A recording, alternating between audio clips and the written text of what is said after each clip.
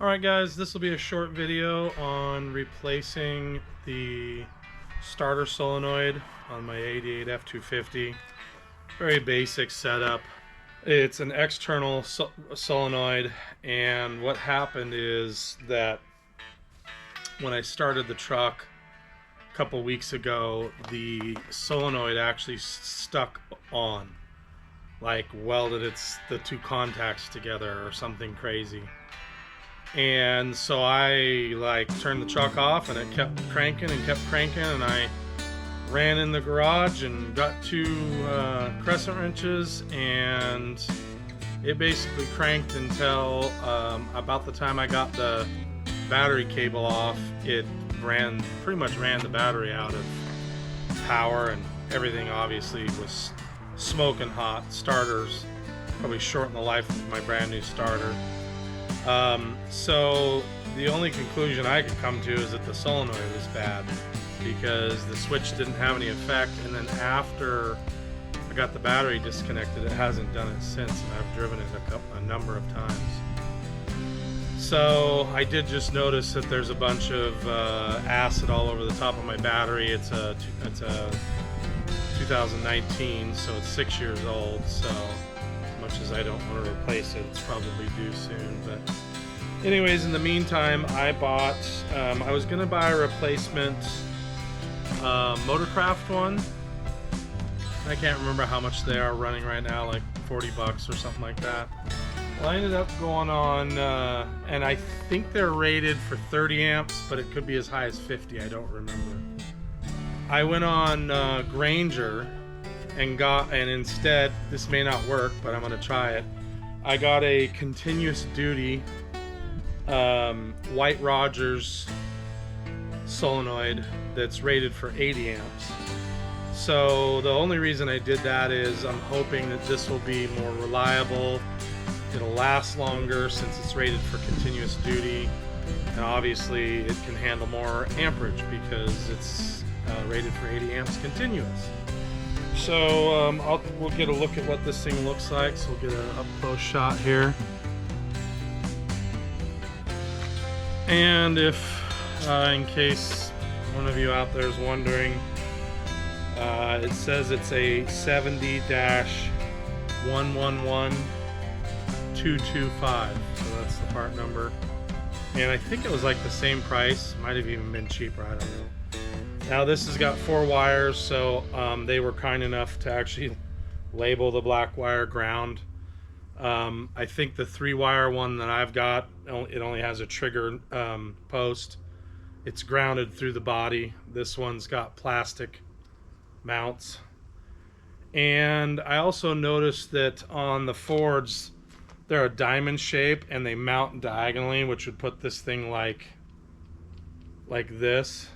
And I don't want it like that, so I'm gonna have to figure out what to do. I'm definitely not excited about drilling holes in my body panels, so I gotta take a look and see how we're gonna figure that out. But anyways, real simple video, replacing the solenoid, external solenoid. So we'll get going here. Alright, you can see the stock location. It's only got a trigger stud, which is right here. And then you've got your battery terminal here and the terminal that goes to the starter. Now I've already noticed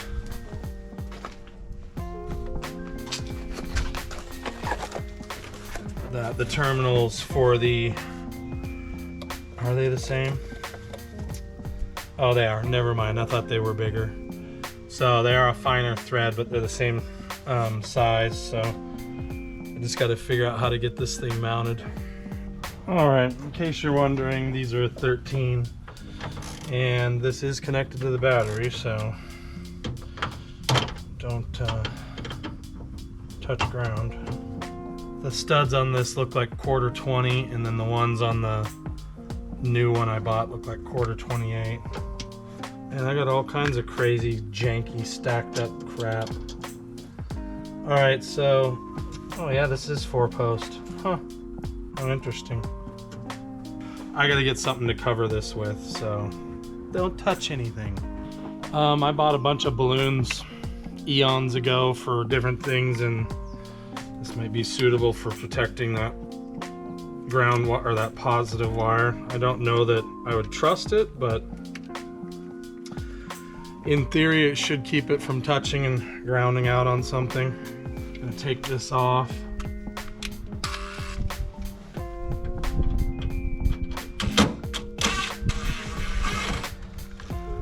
These body screws are Ford specific, so don't lose them.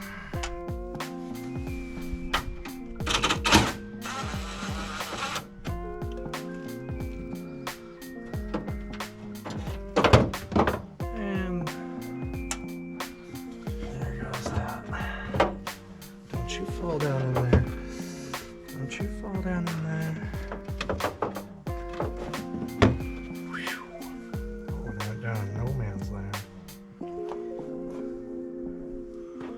All right, so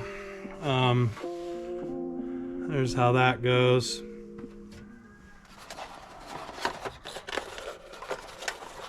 Just so you can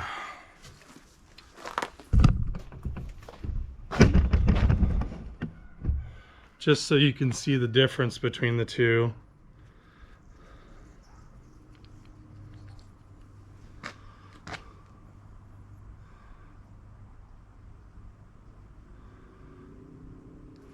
So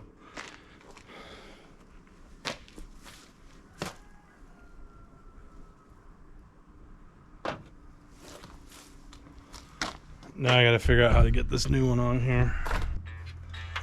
I think the spacing might be exact.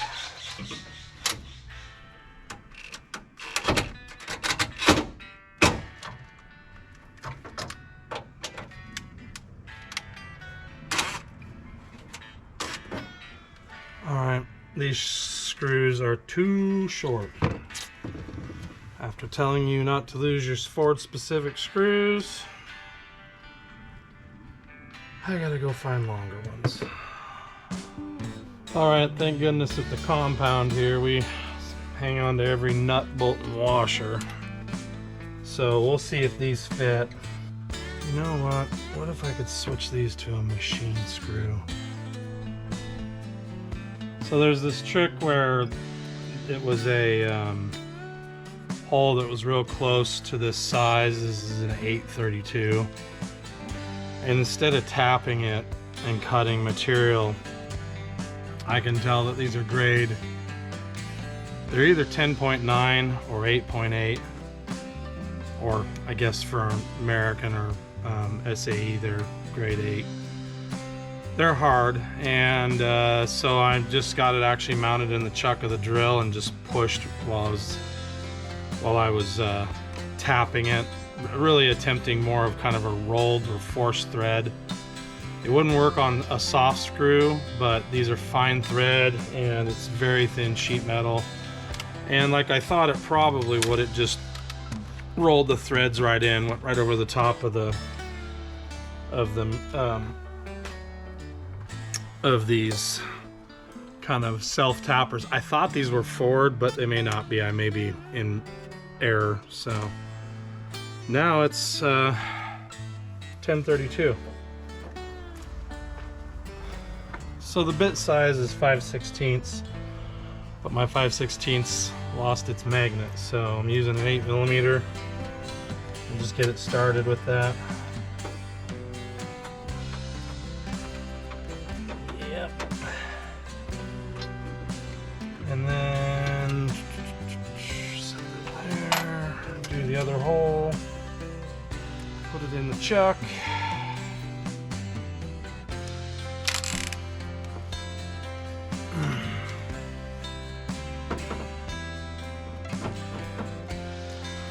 Maybe it'd help if I got you guys up close.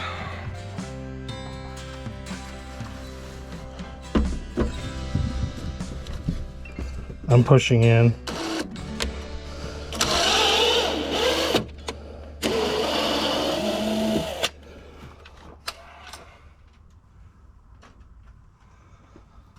So those holes were real close in size. That's why that worked. Okay, very careful. That is lots of torque. All right.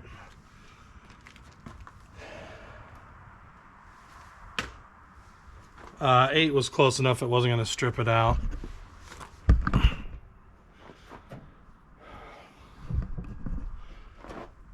Like I was just saying, 8 was close enough. It didn't strip them out, but I only let it pop once.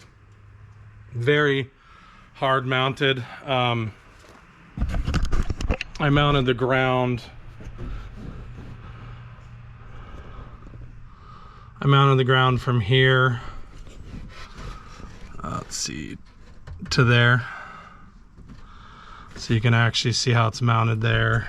And then down below, get that. And then this wire here is going to go on this stud, and then all this crap is going to go. One of these says battery. I think it's the bottom one. And yeah, so we'll get this hooked up here. All right, so when you're tightening these posts down, the instructions say you're supposed to hold the nut that's already on there. This is an SK wrench. It's one of the thinner ones we have in the shop. It will not fit in between these components here, and the nut won't fit. So it just so happens that a while back I bought Duratec wrenches. They're thin wrenches, and it's a 13 in case you're wondering. But I can get that underneath. I can get that underneath these and actually lock down on the, which, sheesh, it's loose. So, shitty quality as far as the size of the 13, but the other, you can't get the other one on there. Sorry, can't get the other one on. So we're gonna go ahead and get the power cord on next. This one, power, is gonna go on the bottom. So I guess I'll just put you guys right here. All right, I've got a bunch of other gremlins that are going on. So 2 days ago I went to start this, and the high pressure pump wasn't turning on, so it would crank over, and obviously it's not getting fuel. And then it has another problem where when I switch tanks now, it acts like it's vapor locking on the other tank. I'm pretty sure both in-tank pumps work. I'm not totally sure of that, but I'm pretty sure. That problem is probably going to lead me to pull the bed back off, but which is why I didn't totally hook up my fuel filler necks. They're hooked up, but they're not tied to the bed.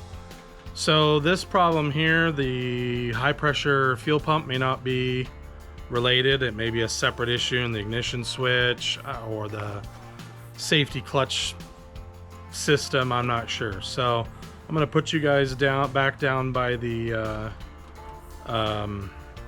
solenoid, and I'm gonna try to start the truck.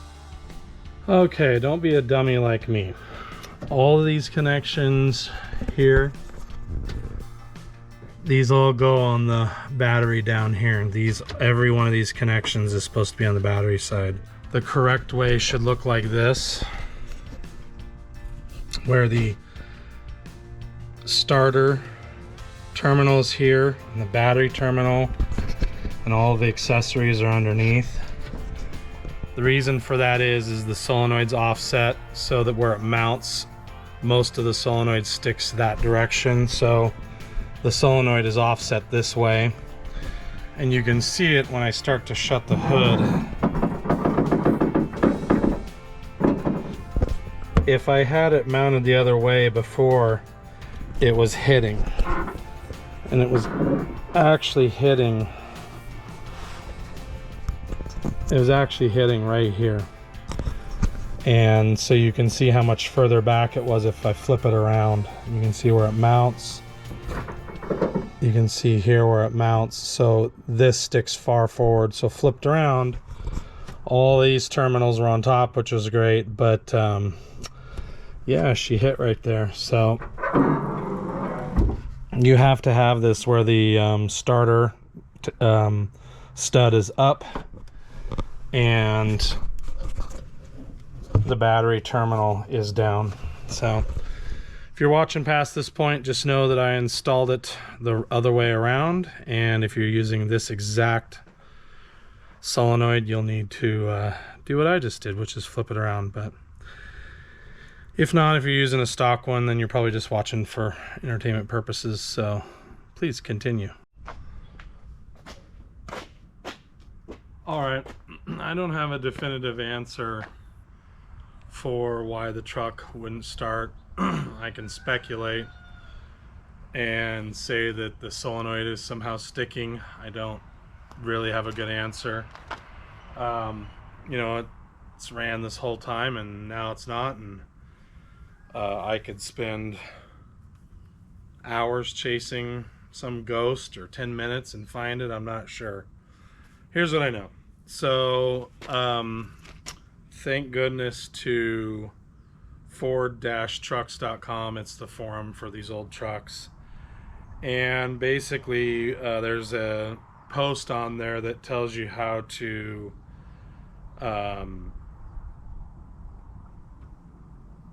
it tells you how to use, I'm sorry, I'm reading here, guys, the VIP test connector. If you're watching this, there's a chance you've had to do this before, but basically you jumper between, so you're going to jumper between the lower right and the upper right on the VIP connector, and we'll get in there and I'll show you. But I was able to jumper it. It triggered the fuel pump. Key has to be in the on position, and then it's working now. So could be the ignition switch, probably not. Could be a relay going bad, possibly. I don't think it's wiring, so I got nothing. But this caused the system to start working again. I'm going to carry this jumper wire in the glove box at all times in case this happens again. And I'm going to bookmark this page. So anyways, I'll get you guys off of there and we'll take a look real quick. Alright, so here's the plug right here. We're on the driver's side, plastic fender well. And you're going to jumper from, we're actually going to hold it like this. You're going to jumper from the lower right to the upper right, like so. And that's going to jumper the fuel pump when I turn it on. And then the relay itself is this relay. It's this one here. And so we're going to go turn the key on and you'll hear the fuel pump run.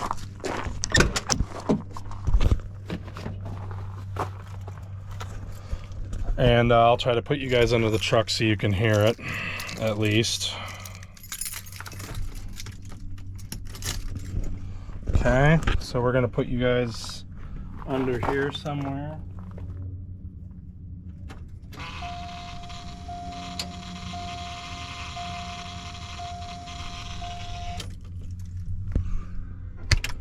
One of the things I don't like that's going on is it sounds like it's sucking air.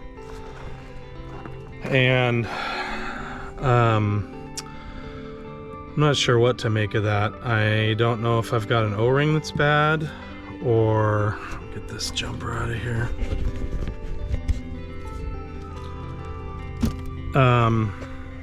Or what, but it's, the pump's definitely sucking air, so I don't know if that's air that it's not able to actually pump the air out of the system. I just don't know. I don't understand. I've never read anything online that would let me, or that would lead me to believe that the pump can't pump air out of itself. So I'm thinking maybe I've got a cracked line or a bad O-ring somewhere.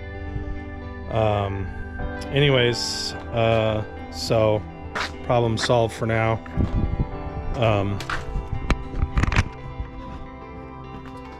Like I said, I'm going to keep this jumper in the glove box in case it happens again, so I'm not stranded on the side of the road or whatever. Anyways, so it's definitely not mystery solved. More like I don't have to deal with it right now. So anyways, we'll end this video here. Hope it was entertaining for you guys, and if it helps one of you, that's great too. Talk to you on the next one.